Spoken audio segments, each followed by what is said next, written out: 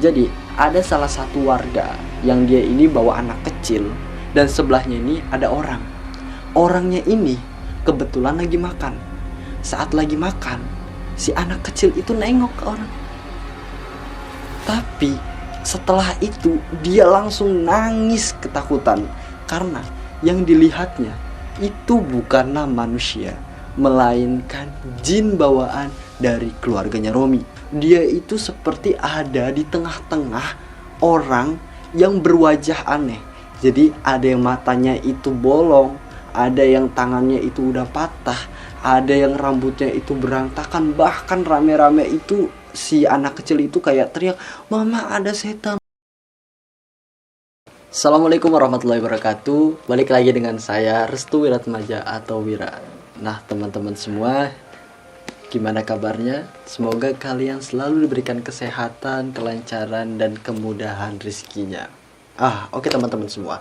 Kali ini Wira mau ngebawain sebuah kisah yang sangat-sangat menarik, dan ini diangkat dari kisah nyata dari keluarga Wira sendiri. Lagi-lagi keluarga Wira ya. Emang kayaknya dulu-dulu itu banyak banget cerita-cerita mengenai persantetan yang terjadi sama keluarga Wira sendiri. Dan itu mungkin dari nenek atau leluhurnya Wira sendiri ya, yang mungkin udah terkena santet. Nah, saat ini Wira mau ngebawain salah satu kisah di mana ada salah satu saudara Wira sendiri yang disantet dengan jenis santet kembang ambin. Nah, teman-teman tahu gak sih santet kembang ambin itu apa? Nah, bagi kalian yang belum subscribe, like, dan komen, jangan lupa kalian subscribe, like, dan komen supaya Wira bisa berkembang dan bisa memberikan video-video menarik terkait pesugihan, santet, ataupun cerita-cerita lainnya. Oke teman-teman, udah siap? Jangan lupa matikan lampu, tutuplah pintu, Wira siap hororin kamu. Oke teman-teman, Wira mau ceritain tentang sebuah santet yang sangat mengerikan yang terjadi pada keluarga Wira sendiri, dengan nama jenis santetnya adalah kembang ambin. Nah, kalau jenis santet kembang ambin sendiri itu merupakan salah satu jenis santet yang tergolong langka. Mungkin tergolong langka untuk sekarang-karang ya, karena jarang banget nih yang terkenal jenis santet tersebut. Nah, santet jenis kembang ambin sendiri adalah jenis santet yang menyerang korbannya itu sampai korbannya itu tidak bisa bergerak sama sekali. Selain itu juga, dia ini terlihat sakit. Namun ketika dibawa ke dokter atau ketika dibawa ke rumah sakit, itu medis pun tidak bisa mengetahui jenis penyakit apa yang diderita oleh si korban. Tanpa berlama-lama, ini dia ceritanya. Jadi awal mulanya ini ada saudara Wira yang bernama Nindya. Nah, Nindya ini nih masih perawan ya, artinya dia ini sudah cukup umur untuk menikah. Lalu dia mengenal seseorang laki-laki bernama Romi. Nah, Romi ini bisa dibilang dia adalah seorang pengusaha. Namun dari jejak keluarganya, keluarga Romi ini bisa dibilang keluarga yang gak bener, karena rata-rata keluarga Romi ini sendiri itu memiliki pegangan-pegangan seperti ilmu hitam dan lainnya. Nah, awal-awal kisah percintaan Romi dan Nindya ini tidak tahu nih bagaimana bisa ketemu. Tapi ada sumber yang mengatakan kalau Nindya ini dipelet sama si Romi, karena Nindya ini yang merupakan saudara Wira itu cantik banget. Dan akhirnya si Romi ini terpesona dan memelet si Nindya. Nah, setelah itu baru beberapa bulan kemudian si Romi ini ingin sekali menikahi si Nindya. Namun Nindya itu tipikal orang yang harus mengetahui apakah ini persiapannya udah matang atau belum. Karena dia juga merupakan salah satu anak yang dinobatkan sebagai tulang punggung keluarga. Artinya dia juga harus bekerja, dia juga harus mencari penghasilan untuk orang tuanya. Nah, karena memang Romi ini sudah benar-benar serius, akhirnya Nindya itu meminta kepada Romi untuk datang ke rumahnya, yang mana dia meminta restu dari kedua orang tua Nindya. Barulah beberapa hari setelah mereka ini berkomunikasi, tepatnya di hari Minggu, si Romi ini datang bersama dengan keluarganya untuk menuju ke rumah Nindya. Ya, tujuannya sih untuk meminta restu supaya si Nindya ini bisa dinikahkan dengan si Romi. awal-awal pertemuan antara keluarganya Romi dan keluarganya Nindya ini itu baik-baik aja teman-teman. Artinya nggak ada spekulasi yang mengatakan kalau keluarganya Romi itu akan menyantet atau apapun, tidak ada. Namun saat itu keluarga Nindya itu ada salah satu orang yang bisa merasakan hal yang negatif dari sisi keluarganya Romi. Bisa dibilang dia ini memiliki intuisi yang sensitif sehingga dia ini bisa merasakan ada energi jahat yang terpancarkan dalam keluarganya si Romi. Nah, setelah itu si salah satu orang ini, ya sebut saja namanya Ikrar. Ikrar ini dia ini membisiki bapaknya si Nindya. Dia mengatakan, "Pak, gak usah dinikahin. Aku tahu kalau keluarganya Romi itu bukan keluarga baik-baik." Nah, Ikrar mengatakan hal itu kepada bapaknya Nindya.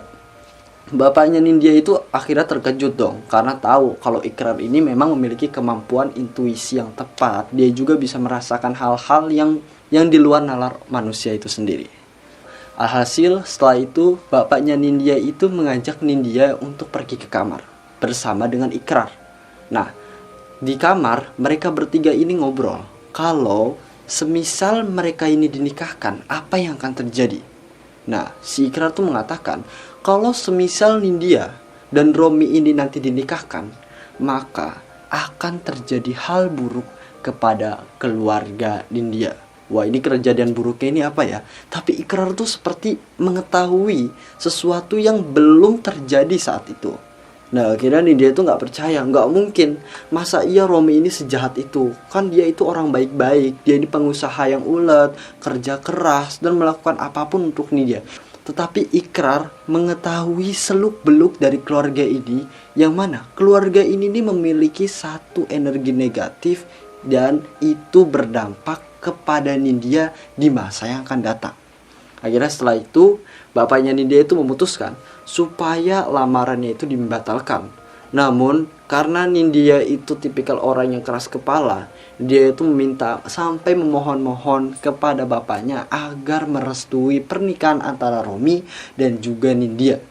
Nah, karena ada paksaan nih dari Nindya, dan dia juga sampai mohon-mohon, sampai bersujud-sujud, bahkan sampai nangis-nangis. Akhirnya bapaknya Nindya ini merestui kalau Nindya dan Romi ini dinikahkan. Nah, saat itu lamaran telah selesai dan akhirnya sepakat mereka akan dinikahkan 1 minggu setelah kesepakatan dari lamaran itu sendiri. Nah, teman-teman semua, saat beberapa hari sebelum pernikahan itu ada kejadian aneh banget. Jadi setiap malamnya itu bapaknya Nindya ini mandi. Jadi karena memang buat nyegerin tubuh, jadi dia mandi malam-malam. Nah, saat mandi malam itu sendiri, bapaknya Nindya itu merasa kalau air yang ada di kamar mandinya itu berubah total. Tadi yang airnya itu nggak ada rasa apa-apa, ini kok kayak ada rasa-rasa aneh. Kayak ada bau-bau anyir yang tercium dari air itu sendiri. Akhirnya dia ini melaporkan kejadian ini kepada Ikrar. Nah, Ikrar ini akhirnya menjawab kalau airnya itu sudah tercemar dari kiriman-kiriman yang berasal dari keluarganya Romi. Nah, sebenarnya tujuan dari keluarga Romi itu sendiri apa sih? Nah, di sini Ikrar menjawab kalau tujuan dari keluarganya Romi adalah ingin menggasak seluruh harta yang dimiliki Nindya. Karena kebetulan bapaknya Nindya ini punya sebidang tanah ya, yang mana dia ini memiliki sawah yang sangat luas dan juga punya peternakan kambing. Terus juga dia ini membuka usaha. Ya bisa dibilang nih dia ini orang mampu lah, karena memang sini dia juga pekerja keras, bapaknya juga pekerja keras, dan akhirnya dia ini memiliki banyak harta. Nah, Ikrar itu ngomong kalau keluarganya Romi ini ingin menggasak hartanya, dan cara satu-satunya untuk menggasak harta dari keluarganya Nindya adalah dengan menikahkan Nindya. Lalu setelah itu mungkin ada hal lain yang akan dijadikan rencana dari keluarga Romi sendiri. Nah, setelah itu 1 hari sebelum pernikahan dimulai. Jadi 1 hari sebelum pernikahan, mereka itu kayak bener-bener lagi ngeberes-beres gitu ya, rame-rame, dan mereka itu kayak sedang bener-bener di kondisi yang sangat sibuk. Nah, bersamaan dengan itu, Ikrar ini dia mengatakan kepada bapaknya, nanti ketika pernikahan itu dimulai, akan banyak orang-orang aneh yang datang ke pernikahan yang merupakan bukan manusia. Jadi artinya ikrar ini ngomong kalau nanti besok pernikahan itu dimulai dan pasti rame-rame, itu nanti akan banyak orang-orang yang datang dan orang-orang itu tuh bukan manusia. Bisa dibilang mereka adalah jin peliharaan dari keluarganya Romi. Wah, ini serem banget ya. Jadi ikrar ini tipikal orang yang tahu banget nih akan kejadian yang akan datang, tapi entah kebenarannya bagaimana itu belum bisa dipastikan karena pernikahannya kan besok. Nah, pernikahan pun akhirnya dimulai. Jadi ketika acara dimulai ya biasa ya, kayak dinikahkan itu. Setelah itu mereka akan membuatkan sebuah pesta karena mungkin daerah Jawa sendiri itu sangat benar-benar kalau ada orang yang nikahan itu pasti acaranya besar-besaran. Dan yang dikatakan ikrar itu benar-benar nyata. Jadi ada salah satu warga yang dia ini bawa anak kecil. Nah, anak kecilnya itu tuh dia itu kayak ngambil makanan di satu tempat. Nah, di satu tempat ketika dia ngambil makanan, dia duduk nih, lagi duduk, dan sebelahnya ini ada orang. Orangnya ini kebetulan lagi makan. Saat lagi makan, si anak kecil itu nengok ke orang. Tapi setelah itu dia langsung nangis ketakutan karena yang dilihatnya itu bukanlah manusia, melainkan jin bawaan dari keluarganya Romi. Ya itu bener banget. Jadi anak kecilnya itu ngelihat ke arah kanan dan dia ngelihat itu si orang yang lagi makan itu ternyata bukan manusia, melainkan jin. Dan jinnya itu di sana mereka itu ngikut makan. Bahkan ketika si anak kecilnya itu berlarian, dia itu seperti ada di tengah-tengah orang yang berwajah aneh. Jadi ada yang matanya itu bolong, ada yang tangannya itu udah patah, ada yang rambutnya itu berantakan. Bahkan rame-rame itu si anak kecil itu kayak teriak, "Mama ada setan, mama ada setan, mama ada setan." Alhasil ikrar yang mendengar suara teriakan itu langsung meminta kepada bapaknya Nindya untuk segera menyelesaikan pestanya. Setelah itu pesta pun diselesaikan dengan waktu yang sangat singkat. Jadi biasanya agak lama, tapi karena ada kejadian kayak gini gak enak kan, malu sama tetangga-tetangga lainnya. Dan akhirnya pesta pun segera diselesaikan saat itu juga. Nah, saat yang bersamaan itu ikrar tuh langsung nih ngadep ke Romi. Dia langsung ngomong, "Heh Romi, kamu itu sebenarnya dari keluarga apa? Kok bisa-bisanya ketika acara pernikahan berlangsung, keluarga kamu itu bawa banyak jin untuk mendatangi lokasi pernikahan?" Nah, Romi yang mendengar itu langsung marah dong. Dia langsung kayak ngancem-ngancem si ikrar. "Kamu ngomong kayak gitu lagi, bakal saya bunuh keluarga kamu." Nah, ikrar gak terima di kayak gituin. Dia langsung ngancem balik, "Silahkan bunuh keluargaku kalau kamu mampu." Nah, seharusnya pernikahan ini untuk menjalin silaturahmi, melainkan pernikahan ini malah menjadikan sebuah perpecahan antara dua belah pihak, yaitu dari keluarganya Nindya dan juga keluarganya Romi. Nah, teman-teman semua, selanjutnya mereka itu ya setelah nikah yang mungkin kemungkinan capek ya, akhirnya si Nindya ini ke kamar dan juga si Romi itu ke kamar. Dan semenjak saat itu si ikrar tuh kayak ngejaga banget si Nindya, takutnya dia apa-apain nih sama si Romi. Nah, namun ya mungkin ini hanya firasatnya si ikrar aja kalau Nindya itu bakal diapa-apain, tapi ternyata nggak ada apa-apa aja sih. 1 minggu setelah acara pernikahan, bapaknya Nindya ini tiba-tiba sakit. Nah, ini sakitnya tuh aneh banget. Jadi dia ini setelah pulang dari sawah, itu tubuhnya tuh langsung kayak manastis ya. Kalau manastis tuh kayak tiba-tiba tuh kayak demam. Nah, bapaknya Nindya itu langsung demam, entah karena kecapean, entah karena kurang makan atau kenapa, itu langsung demam. Dan dia itu suhu tubuhnya itu langsung naik. Nah, akhirnya si ikrar tuh ngasih tahu kalau bapaknya Nindya itu terkena santet berjenis kembang amben. Jadi yang udah Wira kasih tahu, kalau santet kembang amben itu bisa membuat si korbannya itu seolah-olah menjadi lumpuh. Tidak bisa bergerak, tidak bisa melakukan apa-apa. Bahkan sakitnya itu ketika dibawa ke dokter ataupun ke rumah sakit ataupun kemanapun, itu pihak medis pun tidak bisa mendeteksi penyakit yang ada atau yang dialami oleh bapaknya Nindya. Dan memang saja benar, ketika bapaknya Nindya itu dibawa kemanapun, itu tidak ada penyakit dari tubuhnya bapaknya Nindya.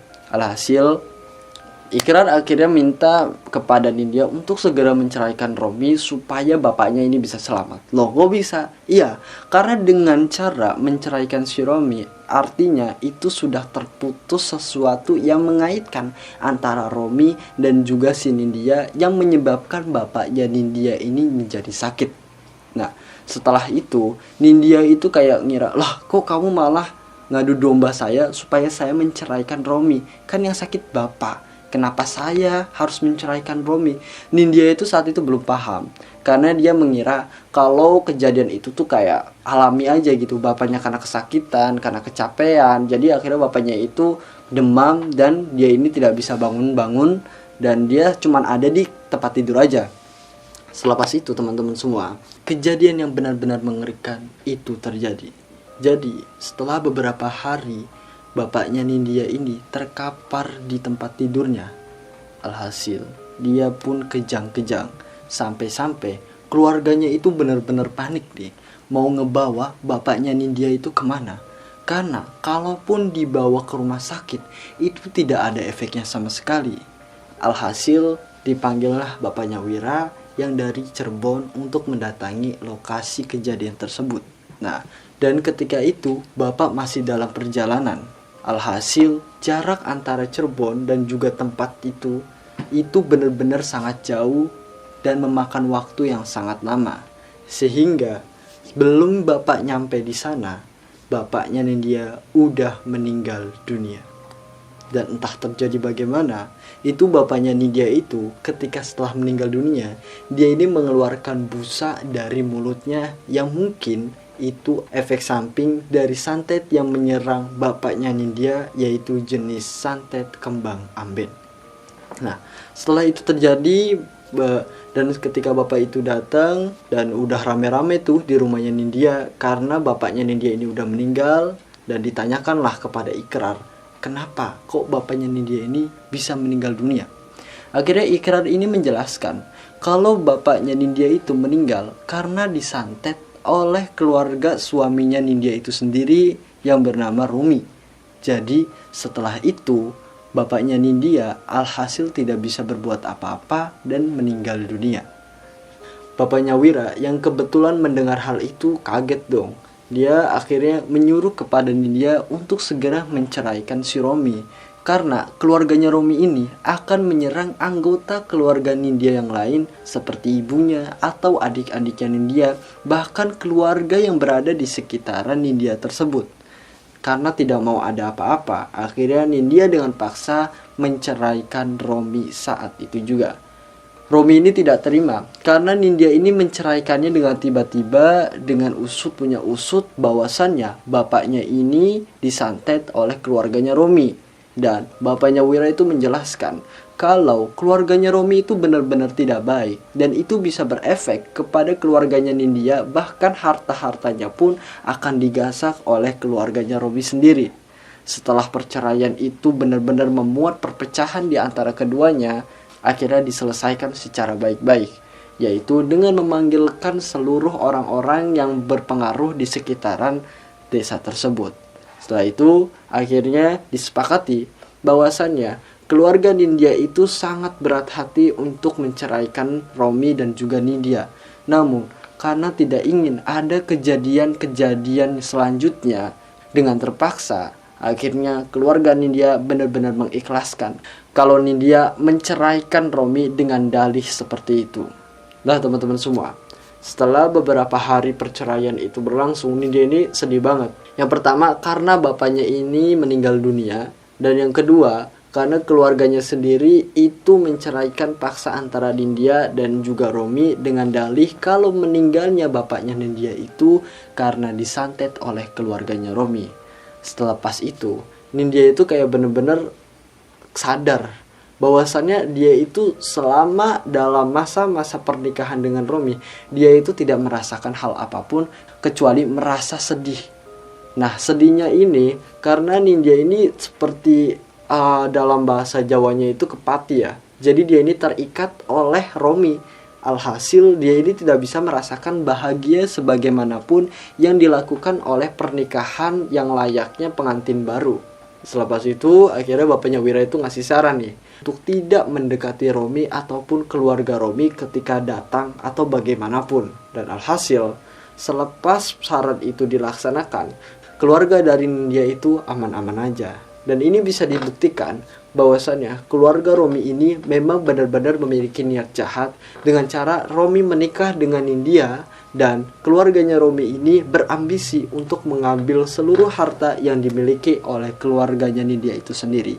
Akan tetapi setelah tahu nih kebusukan yang ada dari keluarganya Romi setelah membunuh bapaknya Nindya dan menceraikan Romi, kejadian-kejadian yang mengerikan itu tidak ada lagi sama sekali. Dan kalian semua, ini menjadi pengingat bagi kalian para pendengar yang ada dimanapun untuk selalu waspada dan untuk selalu berhati-hati. Karena memang namanya santet itu tidak terlihat dan motifnya itu macam-macam. Ada karena dendam, ada karena iri, ada karena dengki, atau ada karena untuk menggasak atau menguasai harta yang dimiliki oleh seseorang. Jadi teman-teman semua, bagi kalian yang menonton video kali ini untuk berhati-hati bahwasannya santet itu masih ada dan santet itu sendiri akan menyerang kepada korbannya ketika dalam keadaan yang benar-benar tidak diketahui. Oke teman-teman semua, itu mungkin cerita dari Wira terkait salah satu keluarga Wira yang mana ini terkena santet jenis kembang amben, yaitu santet yang membuat korbannya ini tidak bisa berbuat apa-apa dan akhirnya meninggal dunia. Sebenarnya ada perbedaan signifikan antara santet tali gaib dan juga santet kembang amben. Kalau santet tali gaib itu mengontrol si orangnya dan dia ini tidak bisa berbuat apa-apa. Sedangkan santet kembang amben ini itu santet yang menyerang korbannya dan korbannya itu tidak bisa apa-apa. Artinya dia ini benar-benar sakit. Akan tetapi kalau tali gaib ini kadang bisa sadar, kadang dia ini bisa melakukan hal seperti naluri manusia. Namun di saat-saat tertentu orang yang terkena santet tali gaib ini tidak bisa mengontrol dirinya. Makanya santet tali gaib juga tergolong santet yang berbahaya karena bisa melukai dirinya atau melukai orang-orang yang ada di sekitaran. Oke teman-teman semua, bagi kalian yang menyukai video Wira, jangan lupa kalian subscribe, like, dan komen. Dan bagi kalian yang ingin mengirim ceritanya di Wira, nah silahkan kalian DM aja Instagram Wira, yaitu restu_wiraatmaja.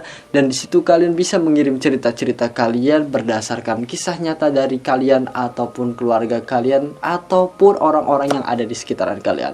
Oke, cukup sekian, semoga apa yang Wira ceritakan bisa ada hikmahnya.